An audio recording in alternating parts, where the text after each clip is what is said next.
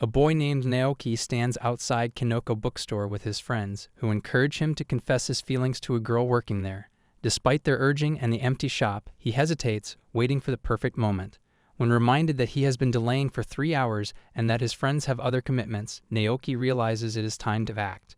Summoning his courage, he heads toward the entrance, reflecting on his 6 months of preparation for this moment. He enters the bookstore and is warmly greeted by Ochoko, which brightens his mood. She offers to cover his books, easing his anxiety. Later, when he meets his friends, he shyly compliments her looks but doubts his chances, thinking she might already have a boyfriend. His friends encourage him to overcome his hesitation and take a chance. Naoki's heart races as he approaches the girl. Her simple question about needing anything else and her gratitude for being a regular customer surprised him deeply. Her recognition of their past interactions triggers a wave of memories. When she offers a bag for his book, he eagerly accepts, feeling excited. Nervously, he asks for the woman's contact information. She declines, saying she is busy with work, which leaves Naoki feeling dejected as he returns to his friends. Naoki's friends notice his shift in mood and offer comfort, reminding him that one rejection isn't a big deal and encouraging him to move on. Despite their support, he looks tearful as he impulsively looks at a book he bought to impress someone, a book he knows he will never read. Holding How to Become a Capable Woman, he feels foolish and defeated, with the book serving as a painful reminder of his heartache. At Kinoko bookstore, Dojiri-san's friend playfully brings up the young boy who had asked for her contact details. The friend suggests there might be more to her interest in him, but the girl casually dismisses the idea, noting he's probably still in high school. Despite this, her friend senses her hidden excitement and encourages her to consider going on a date. The girl downplays it, but eventually reveals that she secretly wrote her line ID on a note and slipped it into the boy's book, impressing her friend with her subtle approach. The girl's eyes widened in shock as she searched frantically for her book. Panic set in as she wondered where it could have gone. It suddenly dawns on her that she must have mistakenly given him the wrong book. Naoki and his friends are examining a book that Naoki believes contains a hidden message for him. While one friend questions its significance and another suggests it could be a mistake, Naoki is convinced of its importance. Their attention shifts when they spot the girl with the same book, who appears to be looking for someone. Encouraged by his friend, Naoki approaches the girl who mistakenly gave him the wrong book. The girl apologizes and says she needs to return to work, but he asks if the book is hers. Naoki anxiously asks her out on a date, promising to step back if things don't go well. The girl is pleasantly surprised and amused by Naoki's sudden and bold invitation to go out. She agrees, noting that he already has her line ID. Naoki, initially unaware, discovers her ID written in a book as she leaves. Shocked but grateful, he thanks his friends for their assistance. Later that evening, Naoki eagerly searches for the ID he found, only to discover it belongs to the store manager, not the girl he thought. Shocked by the mix-up, he plans to return to the bookstore the next day to resolve the issue.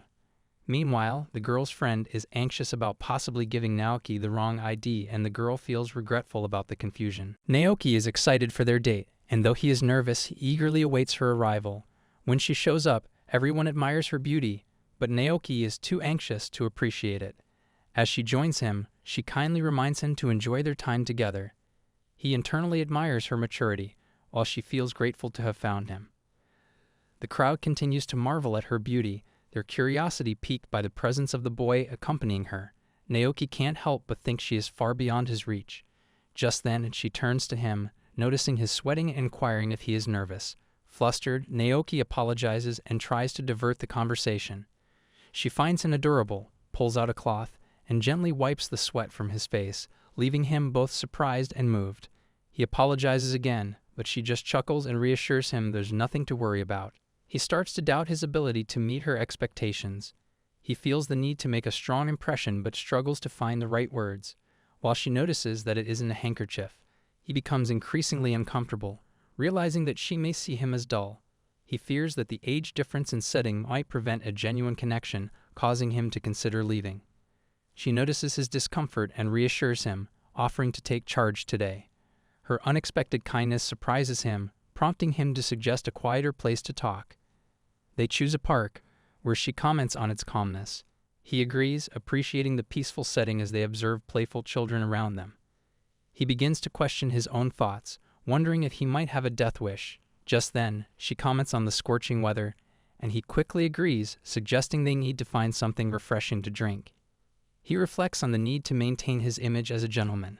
Before he can act on this, she stops him, revealing that she has brought Coke. She invites him to drink it with her, but as he looks at the bottle, he notices it is actually soy sauce. He remarks, half-jokingly, that drinking it might be fatal. She smiles and concurs, seeming to appreciate his reaction.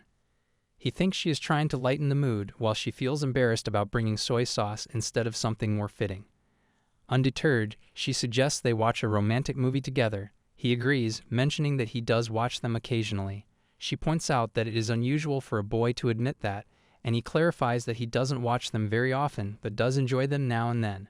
She calls him mature, making him blush. He realizes he might have been showing off a bit, but he is determined to win her over, believing that making this effort is worth it. As they start their journey, there is a feeling of excitement. When they arrive, she looks at the door with interest, and he explains to Onee-San that it's not automatic. Realizing this, she pauses and says she needs to wash her hands, asking him to wait. He then notes that the facility is for men, making her realize her error. He notices her small mistakes and finds them charming, but guilt creeps in for thinking of her that way. She comes back and suggests texting if he's feeling nervous, but Naoki calls out from the seat ahead. Surprised to see her with someone else, he wonders if she's still anxious. Realizing the misunderstanding, she hurries over to him with a warm smile.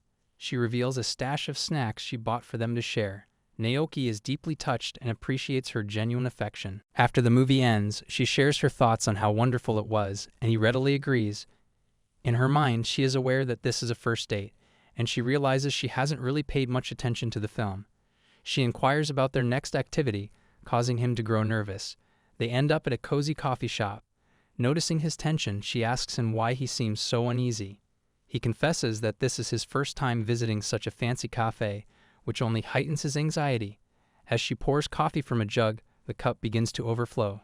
Naoki tries to manage his awkwardness as he notices her actions seem a bit clumsy. He comments on the coffee spilling over and asks if her hand is burned. She reassures him that she is perfectly fine.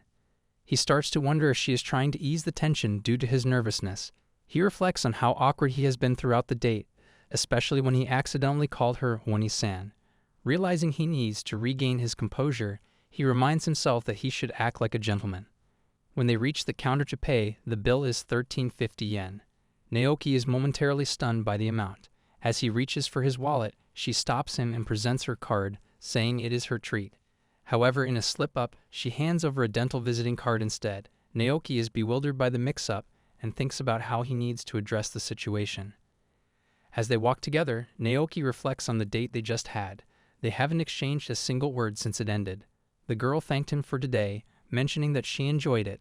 Naoki responds that he enjoyed it as well. As she turns to leave, heading towards her destination, Naoki sees this as a golden opportunity. He wants to call her by her name but hesitates, feeling unsure. Finally, he gathers his courage and addresses her as Onee-San, apologizing for getting carried away. He admits that he was bold and feels he did not do much to impress her. Onee-San trembles, anxious about what he might say next. Naoki asks if he could call her by her name, Onee-San. This surprises her, and she feels happy upon hearing it. However, she loses her balance and falls down the stairs. Naoki quickly rushes to her side, concerned, and asks if she is okay. Onee-San lovingly tells him that it is quite unexpected for him to use her name so suddenly and playfully calls him a naughty boy for it. She reassures him that it is fine if it's him and thanks him. Naoki thanks her in return and checks if she is hurt anywhere. She denies any pain and assures him that she is fine. Due to these unforeseen events, their next date has to be postponed. The next day in the classroom, the teacher is in the middle of explaining a theory. Naho is intently listening to the lecture. As soon as the lecture ends, Naho starts fluttering around with a beaming smile. Noticing her joy, her friend finally asks Naho why she looks so happy. Naho hesitates, curious if her friend is truly interested in knowing the reason behind her cheerfulness. Naho's friend gently points out that she forgot to button her blouse. Naho laughs, admitting she should have been reminded earlier, but her friend smiles and says she didn't want to spoil her happiness. Curious, her friend asks if something wonderful has happened. Naho hesitates for a moment before revealing that she has found someone she likes. Her friend is taken aback and quickly inquires if the person is named Sane. and whether he is simply interested in her for her appearance. She shakes Navo excitedly, holding her tightly, until Navo protests that it hurts. She then confesses that her crush is actually a high school student. Aiku-chan, her friend, advises her not to take the relationship too seriously, expressing concern over dating someone so young. Navo realizes that Aiku-chan doesn't understand her situation fully. She acknowledges that, from the perspective of the high school student, she is seen as a mature and capable older woman. Aiku-chan scolds her for being so clumsy, implying that she needs to find a dependable man since she is clearly not suited to handle things herself. Naho, feeling a bit apprehensive, confesses that she fears betraying the expectations of her capable self. Aiku reassures her, suggesting that it is likely he has already discovered the truth about her clumsiness, so there's no need to worry. Aiku-chan argues that no man could fail to notice how awkward she is. If he hasn't, he must be exceptionally perceptive. Navo counters that he is not like that and pulls out her phone to show a message she has received, insisting that it demonstrates her capability. As Navo presents the message, she asks if she is being missiled or presenting a facade. She wonders about her friend's taste in high school boys and mentions that she has a younger brother who is currently in his second year. She describes him as a complete brat and recalls an incident where she caught him being sneaky. Feeling that something was off, she decided to sneak a peek beneath his bed. Naho, curious, asks if everything was all right. Aiku-chan reveals that she found a large collection of porn books. She means picture books, which puzzled her at first. However, she soon realizes that children are quite simple and straightforward. Navo listens to this story with delight, finding it incredibly cute. She expresses to Aiku-chan that she likes that kind of boy. As Navo flaps her arms excitedly, Aiku-chan suggests that she probably won't be able to pull off that impressive move and advises her to give up. Aiku then recalls their beach outing and jokes about Naho's swimsuit, playfully suggesting that she should just send that photo to him. Naho, feeling irritated, tells her not to remind her again of a certain story. Just then, her phone rings, and she becomes visibly pleased upon seeing a message from him, expressing gratitude for the previous day.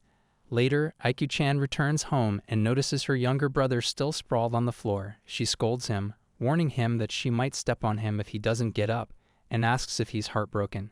He denies any wrongdoing. She presses further, asking if a girl broke his heart, noting his desperate look, and inquires what will happen if Navo doesn't respond to him.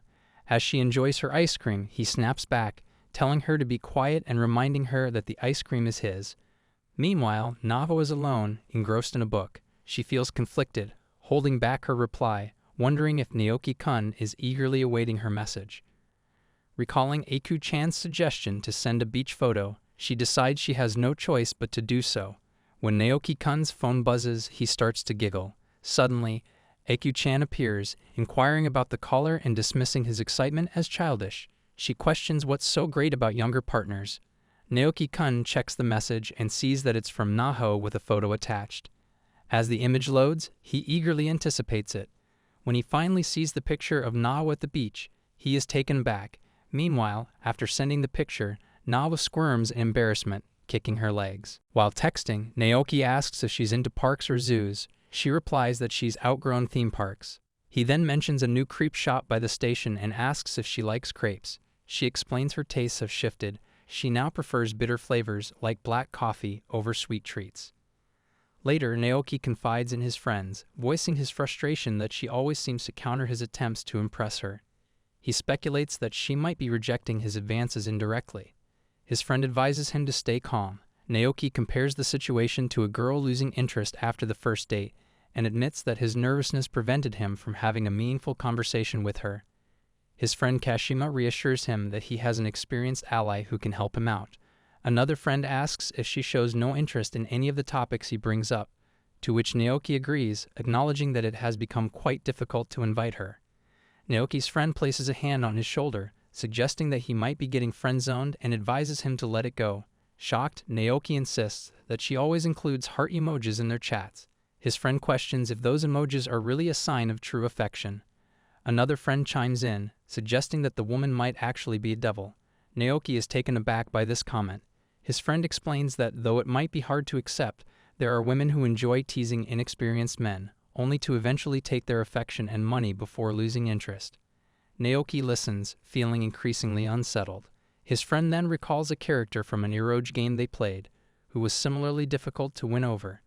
Another friend interjects, reminding them that this situation isn't just a game.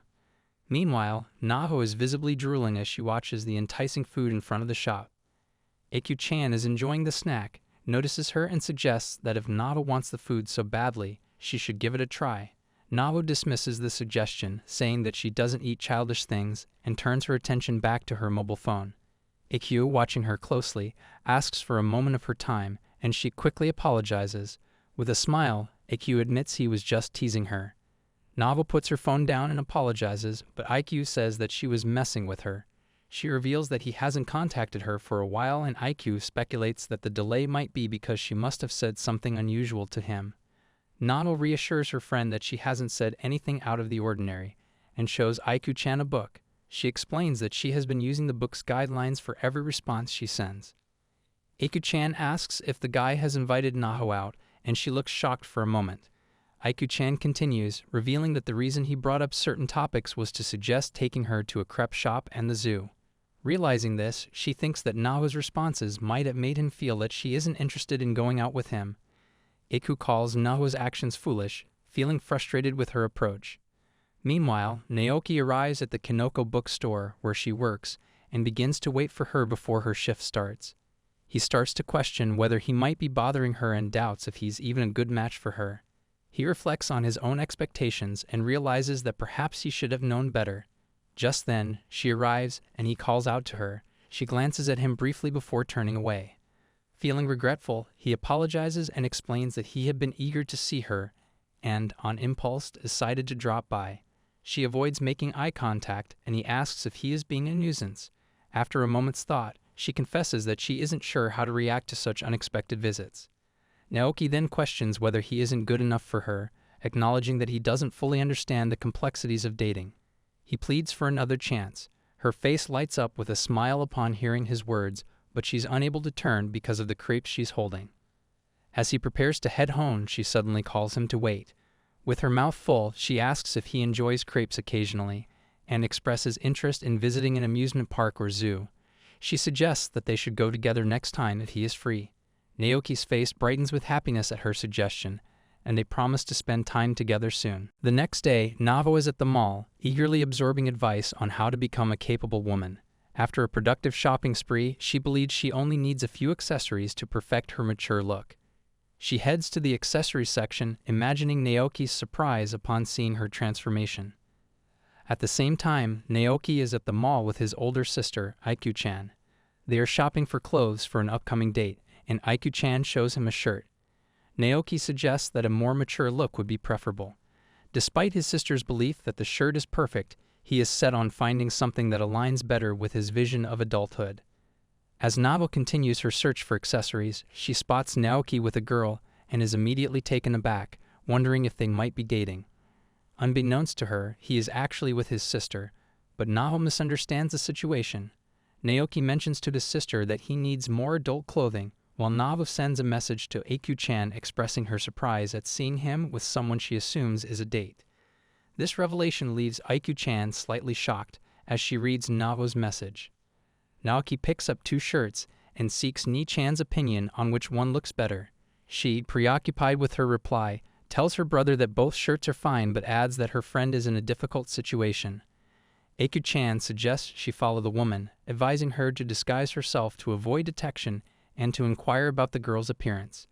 Agreeing with Aikyu-chan, she dons sunglasses to alter her look. Aikyu warns that if the girl appears flashy, there's a chance she might be involved with a playboy. Naho notes that while she cannot see the girl's face, the outfit seems flashy. Aikyu-chan responds that it's likely the man is a womanizer. Naho is reluctant to believe this. As she examines the mannequins nearby, distracted, she accidentally knocks them over, causing them to fall on her. Someone asks if she is okay.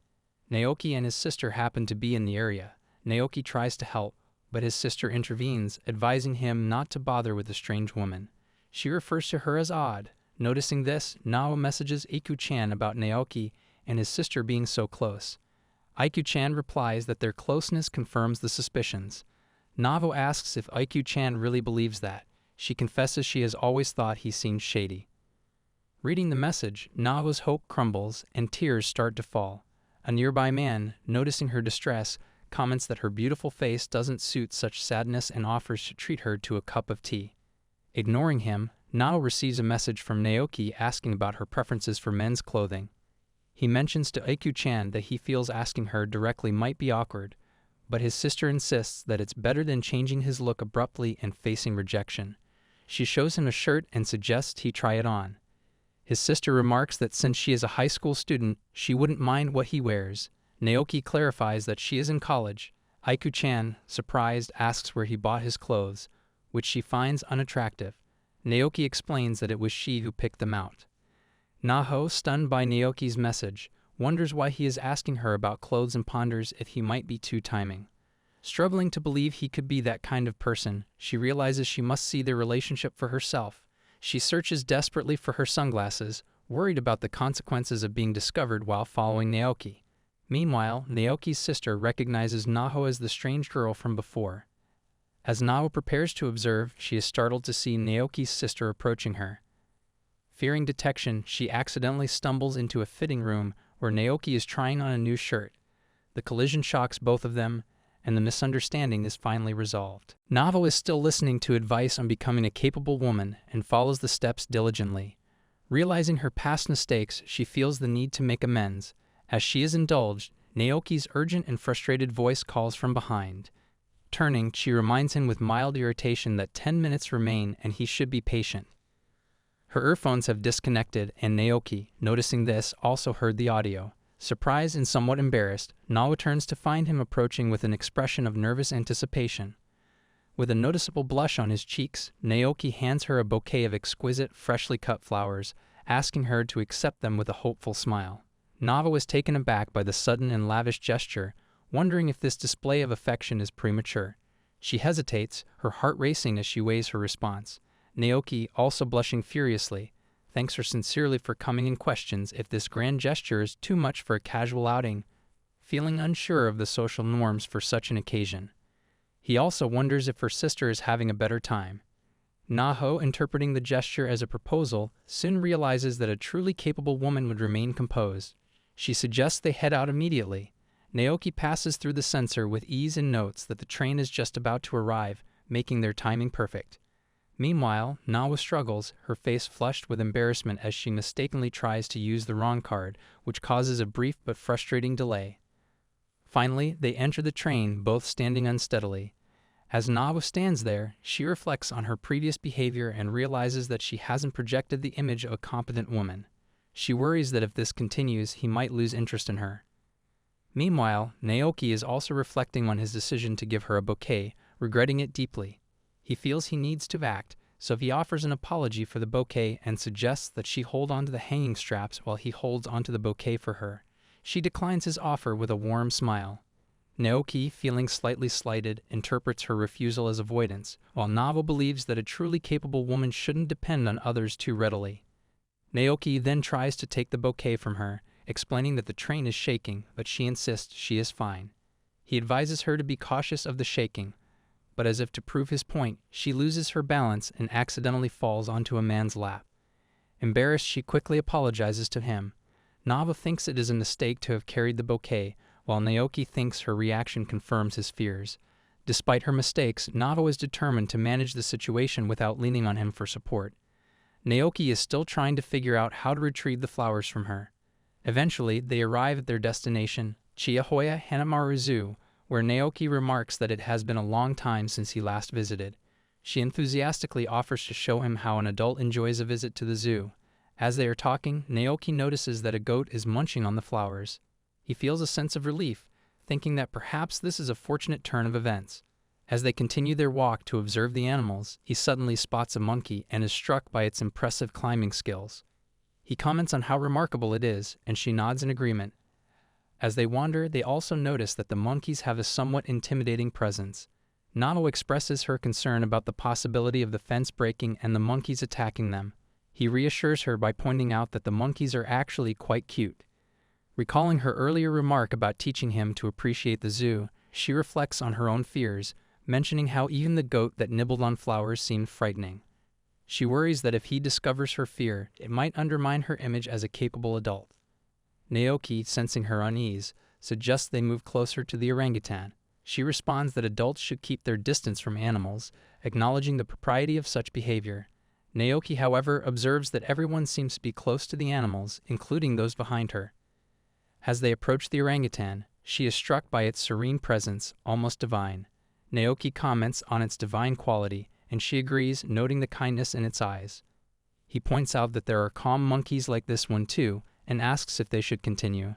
She admits that while it is still a bit unsettling, it's a different kind of fear.